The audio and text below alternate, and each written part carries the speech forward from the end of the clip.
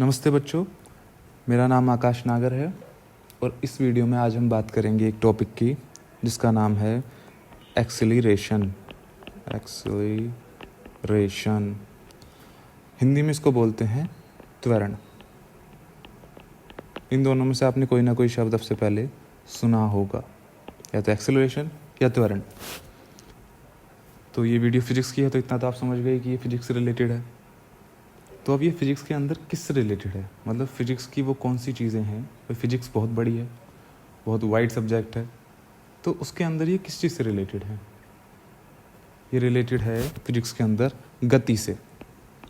जहाँ भी गति की बात होती है, गति यानी कि स्पीड, अब जहाँ जहाँ गति की बात होगी, जहाँ भी गति देखने को मिलेगी, वहाँ त्वरण का उससे सीधा संबंध है।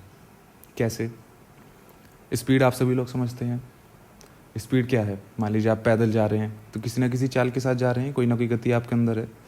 मंदे जा रहे हैं तो मंदी है, तेज़ जा रहे हैं तो तेज़ है, दौड़ रहे हैं यानी कि बाइक से जा रहे हो, कार चला रहे हो, आपने बंदूक से गोली चलाई हो, गुलेल से पत्थर मारा हो, तो उन सब के अंदर गति है। ऐसी कोई भी चीज़, मतलब अनगिनत एग्जाम्पल हैं, आप खुद सोच सकते हैं अपने दिमाग से किन किन चीज़ों में गति है। तो जहाँ भी गति का जिक्र है उसी से एक्सेलरेशन भी संबंधित है। एक्सेलरेशन यानी त्वरण। यदि आपको इसके बारे में कुछ भी नहीं पता, ज़रा सा भी, तो आप इस वीडियो को ध्यान से देखें, आपको बिल्कुल समझ में आ जाएगा कि असल में त्वरण होता क्या है और इसका हमारी डेली लाइफ से क्या संबंध है। इसको पढ़ के हमें क्या नया सीखने को मिलेगा, तो आप इसको ध्यान से समझेंगे कि ये आखिर है क्या। तो मैंने बताया कि ये गति से संबंधित है, यानी स्पीड से संबंधित है। असल में जो आपकी किताब में जैसे दिया हुआ है, त्वरण को कहते हैं कि 1 सेकंड के अंदर चाल में जो परिवर्तन होता है। मैं इसको लिख देता हूँ 1 सेकंड। तो आपकी बुक में ये परिभाषा दी हुई है। क्या परिभाषा है? किसी गतिमान वस्तु के वेग परिवर्तन की दर को त्वरण कहते हैं। यानी कोई वस्तु किसी वेग से जा रही है, उसमें जो परिवर्तन हो रहा है वेग में, उसकी दर को त्वरण कहते हैं। शायद अभी भी आपको कुछ समझ में नहीं आया होगा परिभाषा पढ़ने के बाद भी कि ये असल में है क्या, और अभी आपको परिभाषा याद करने को कोई कहेगा तो आपको ये याद भी नहीं हो पाएगी। तो इसलिए हमें इसको थोड़ा सा डिटेल में जाके समझना पड़ेगा कि ये कहना क्या चाहते हैं इस परिभाषा के ज़रिए। तो उसको थोड़ा सा डिटेल में समझते हैं। तो डिटेल में जाने से पहले एक बार इसका हम फॉर्मूला या सूत्र देख लेते हैं। त्वरण को डिनोट करते हैं हम ए से। डिनोट यानी प्रदर्शित करते हैं। भाई हर चीज़ को किसी न किसी से प्रदर्शित करते हैं। जैसे टाइम को टी से करते हैं, वेग को वी से करते हैं, त्वरण को ए से करते हैं, द्रव्यमान को एम से करते हैं, ऐसे ही इसको ए से करते हैं। उसका फॉर्मूला होता है a is equal to delta v upon delta t. अब इसको बोलते हैं डेल्टा। अगर आपको नहीं पता तो मैं यहाँ पे लिख देता हूँ कि ये जो त्रिभुज सा बना हुआ है इसको बोलते हैं हम डेल्टा, DELTA। इसका क्या मतलब होता है? ये होता है परिवर्तन। ये प्रदर्शित करता है परिवर्तन को, कि कितना परिवर्तन आया। ऐसे टाइम के साथ भी जो डेल्टा लगा है उसका मतलब भी यही है, और इसका भी वी का मतलब है वेग। जैसे त्वरण को ए से प्रदर्शित करते हैं, वैसे ही वी से वेग को, और टी से समय को या टाइम को, और वेग को इंग्लिश में बोलते हैं वेलोसिटी, इसीलिए इसको वी से करते हैं। तो velocity, t for time, a for acceleration, तो a is equal to delta v upon delta t. इसको एक जगह साफ सा लिख देता हूँ मैं, ताकि आप इसको अगर नोट करना चाहें तो लिख लें। तो ये हुआ a is equal to delta v upon delta t. ये एक फॉर्मूला हो गया। फिर फॉर्मूला कहाँ से आया, कैसे आया, इसका क्या मतलब है, इससे क्या समझाना चाहते हैं, अब उसको देखेंगे हम थोड़ा डिटेल में। तो त्वरण का जब जिक्र होगा तो किसका जिक्र होगा? वेलोसिटी यानी वेग का, और टी यानी कि समय का। इस दोनों से ये रिलेटेड है। तो इसको एक एग्जांपल के साथ हम समझते हैं। मान लीजिए आपके पास एक बाइक है, और बाइक कौन सी लें? चलो सबसे कॉमन बाइक और सबसे ज़्यादा पसंद की जाने वाली बाइक जो हमारे आसपास ज़्यादातर हर जगह मिल जाती है, मान लीजिए आपके पास है स्प्लेंडर। चलो प्लस ले लेते हैं, ये नई वाली है, स्प्लेंडर प्लस। अब अच्छा, मैं एक लाइन खींच देता हूँ।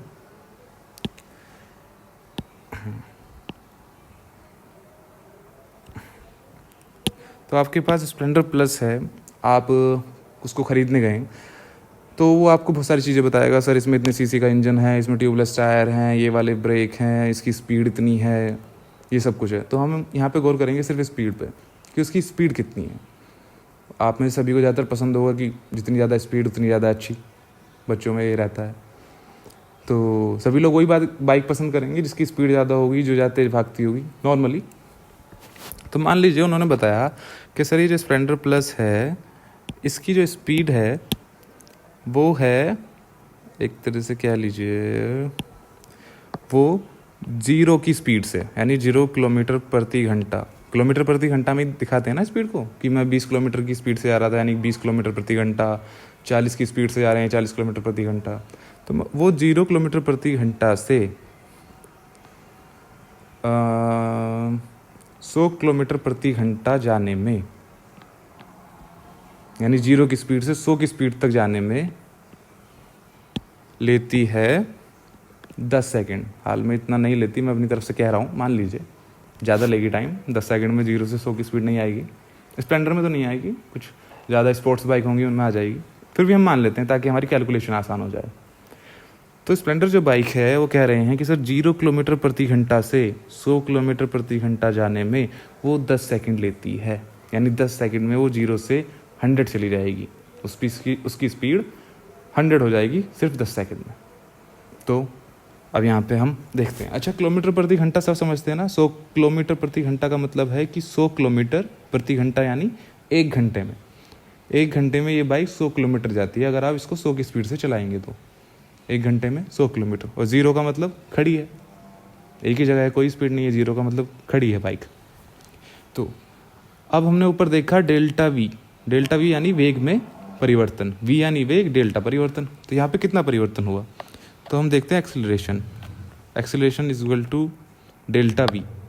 वेग में परिवर्तन कितना हुआ, 100 माइनस 0, क्योंकि बाद की चाल है 100 और पहले की चाल थी 0, तो बाद वाली चाल में से पहले वाली घटा देंगे तो हमें परिवर्तन मिल जाएगा। अब मान लीजिए, इसको एक एग्जांपल से समझिए आप, यहाँ पे समझ लीजिए कि कोई व्यक्ति पहले 50 kg का था, फिर 70 kg का हो गया, तो उसके वजन में कितना चेंज आया, कितना वेट बढ़ गया उसका, 70 माइनस 50 यानी 20 kg। तो ऐसे ही तो करते हैं, बाद वाले में से पहला वाला घटा देते हैं। ऐसे ही बाद वाले में से यानी 100 में से 0 घटा दी, तो 100 माइनस 0, ये तो हो गया डेल्टा वी। और कितनी टाइम में आता है ये, 10 सेकंड में। समय में कितना चेंज आ रहा है, 10 सेकंड। 100 माइनस 0 किलोमीटर प्रति घंटा, ये हो गया।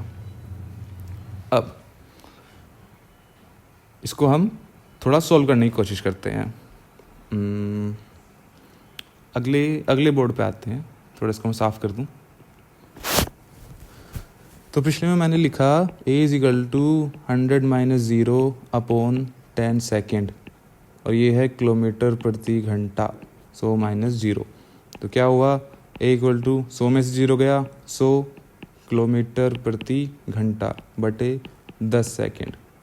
ठीक है, इस 0 से ये वाली 0 कट गई, कितना बचा, 10 किलोमीटर प्रति घंटा प्रति सेकंड। अब नीचे तो एक ही सेकंड है ना, सब कट गया। सेकंड के बराबर में कुछ नहीं लिखा, यानी 1 लिखा मान सकते हैं। जहाँ कुछ नहीं लिखा होता गुणा में, वहाँ 1 लिखा हुआ हम मानते हैं। तो इसको हम पढ़ेंगे ऐसे, कैसे पढ़ेंगे इसको, 10 किलोमीटर प्रति घंटा प्रति सेकंड। ये क्या है, एक्सीलरेशन यानी त्वरण। तो उस बाइक का त्वरण कितना है, 10 किलोमीटर प्रति घंटा प्रति सेकंड। अब यहाँ आप थोड़े से कंफ्यूज हो रहे होंगे लैंग्वेज को सुन के कि इसका क्या मतलब है कि 10 किलोमीटर प्रति घंटा प्रति सेकंड त्वरण है इसका। तो इसको मैं एक थोड़ा सा फोटो ले लेता हूँ, उससे आपको ज़्यादा अच्छे से समझ में आएगा। तो यहाँ पे समझिए, ये मीटर है, स्प्लेंडर प्लस का ही मीटर है। बाइक में देखेंगे तो ऐसा ही मीटर आपको दिखाई देता है। तो ये 0 से लेके 140 तक की स्पीड है, यानी मिनिमम 0 स्पीड होती है यानी जब खड़ी होती है, और मैक्सिमम ये 140 तक जा सकती है कंपनी के हिसाब से। ठीक है, अब त्वरण कितना दे रहे हैं हम त्वरण दे रहे हैं 10 किलोमीटर प्रति घंटा प्रति सेकंड, यानी 1 सेकंड में 10 की स्पीड का, 10 किलोमीटर प्रति घंटा का, यानी 1 सेकंड बाद ये जो सुई 0 पे आपको फोटो में दिख रही है, 1 सेकंड बाद ये 10 पे आ जाएगी।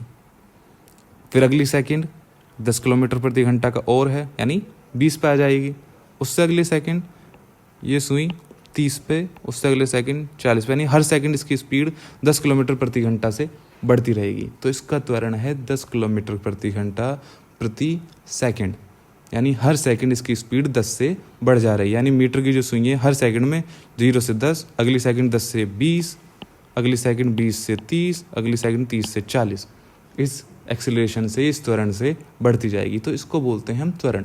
गति क्या होगी? मान लीजिए हम 40 पे बात करें तो गति है 40 किलोमीटर प्रति घंटा और त्वरण है 10 किलोमीटर प्रति घंटा, क्योंकि हर सेकंड ये 10 किलोमीटर प्रति घंटा की स्पीड से बढ़ रही है। तो इसको ही बोलते हैं त्वरण। अब यदि इसकी वैल्यू पॉजिटिव है, मान लीजिए इसकी वैल्यू ए की वैल्यू आती है पॉजिटिव में, पॉजिटिव में यदि ये आती है तो इसका मतलब है कि स्पीड प्लस में बढ़ रही है। अब ऐसा भी तो हो सकता है कि आप 50 या 60 पे पहुंच गए आपकी सुई और आपने एकदम से ब्रेक मारे तो एकदम से वापस भी तो आएगी है। अब जिस स्पीड से वापस आएगी वो भी त्वरण होगा, लेकिन वो होगा माइनस में। मान लीजिए वो भी इसी स्पीड से वापस आती है, वो 10 किलोमीटर प्रति घंटा प्रति सेकंड से वापस आती है, यानी 60 से अगले सेकंड एकदम 50, फिर 40, फिर 30, तो वो त्वरण होगा माइनस में। उससे पता चलेगा कि ये डी एक्सीलरेशन हो रहा है। इसको बोलते हैं डी एक्सीलरेशन, हिंदी में कहेंगे ऋणात्मक त्वरण। ठीक।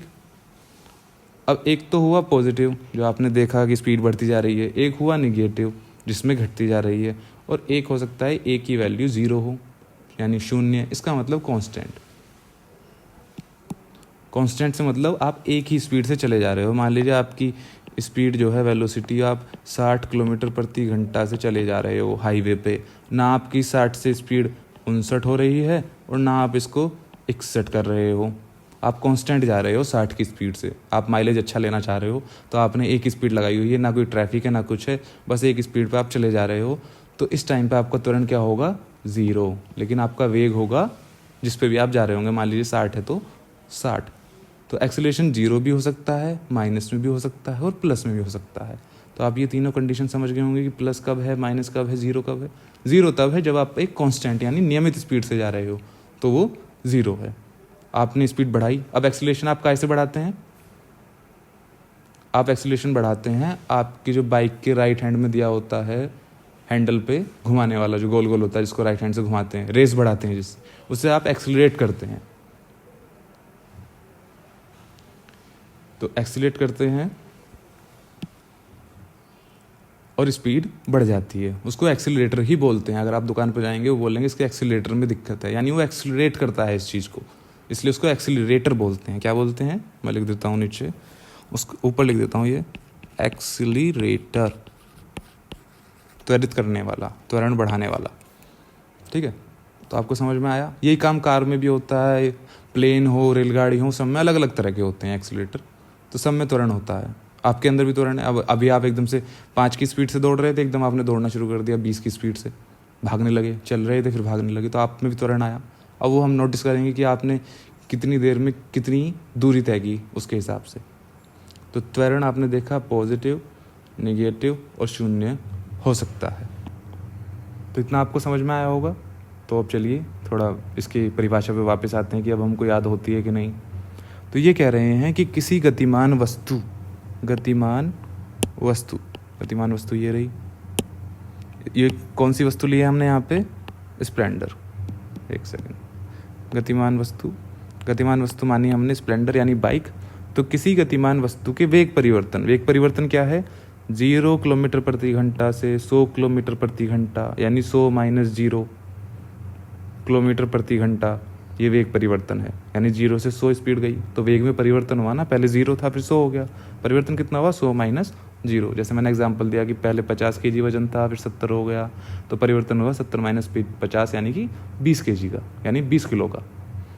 तो ऐसे ही वेग परिवर्तन की दर को त्वरण कहते हैं। तो कहा किसी गतिमान वस्तु जैसे स्प्लेंडर के वेग परिवर्तन ये रहा 0 से 100, उसकी दर को त्वरण कहते हैं। दर हमने निकाली अगली पेज पे, ये रही दर आई 10 किलोमीटर प्रति सेकंड, यानी हर सेकंड वो 10 किलोमीटर प्रति घंटा की स्पीड से बढ़ रहा है, यानी पहले हर सेकंड सुई पहले 10 पे आएगी, अगले सेकंड 20 पे आएगी, फिर 30 पे आएगी, फिर 40 पे, तो इस तरह से बढ़ती जाएगी। ये त्वरण है।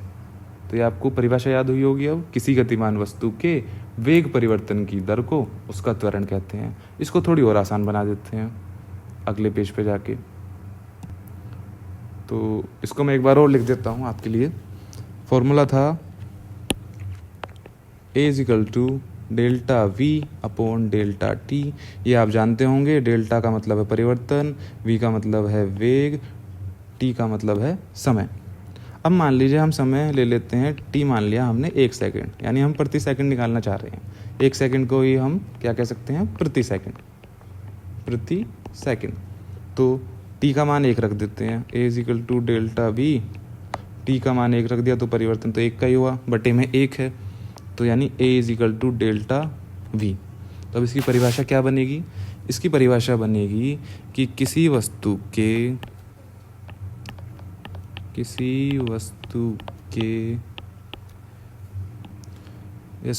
के नहीं लिखेंगे, किसी वस्तु में, गतिमान वस्तु में, बल्कि किसी गतिमान वस्तु में